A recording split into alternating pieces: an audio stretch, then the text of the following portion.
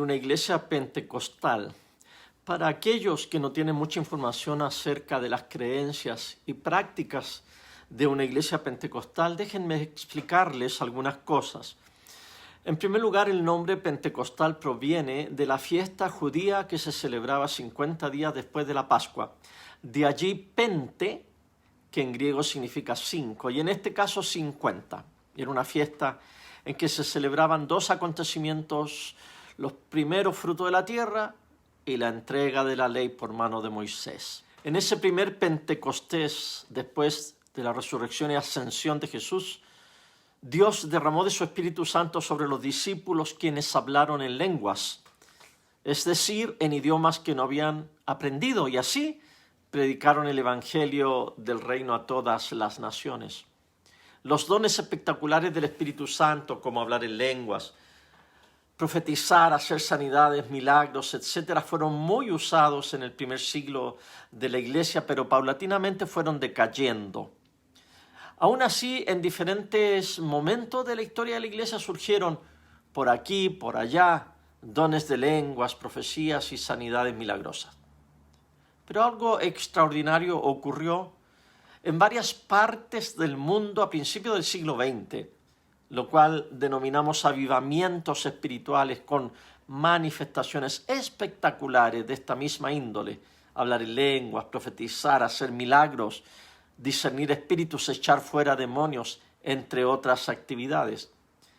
De allí, de principios del siglo XX, surge aquí en Chile el movimiento pentecostal desde el seno de la Iglesia Metodista.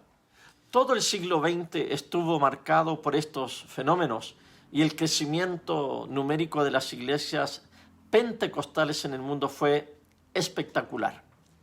A mediados del siglo XX surgió otra ola parecida a lo pentecostal, con las mismas manifestaciones, pero a ese movimiento se le llamó carismático. Surgió en las iglesias más tradicionales, como la anglicana, presbiteriana y católica.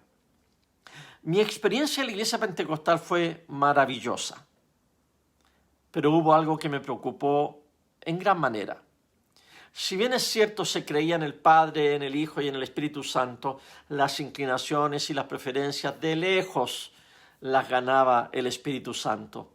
Los cultos giraban en torno a sentir su presencia. Los tiempos de oración y de alabanza se centraban en hacer bajar al Espíritu Santo. Una reunión en donde no hubieran danzas, profecías o lenguas era catalogada como una reunión fría, en donde no se había sentido la presencia del Espíritu Santo.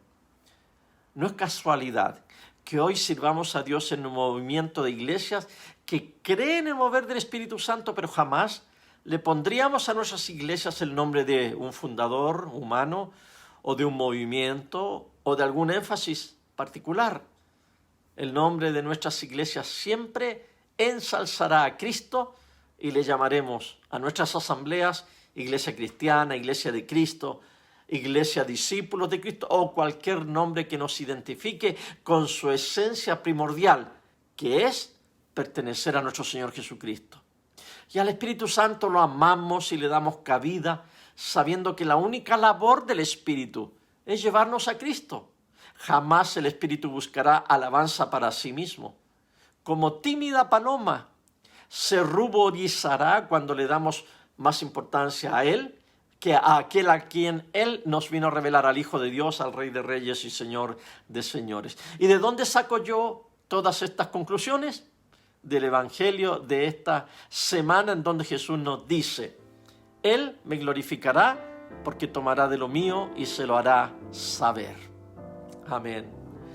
Dios omnipotente y eterno, que por la confesión de una fe verdadera nos diste a tu siervo la gracia de reconocer la gloria de la Trinidad eterna y de adorar la unidad en el poder de tu divina majestad, consérvanos firmes en esta fe y adoración, y llévanos al fin a contemplarte en tu sola y eterna gloria. Tú, que vives y reinas un solo Dios, por los siglos de los siglos.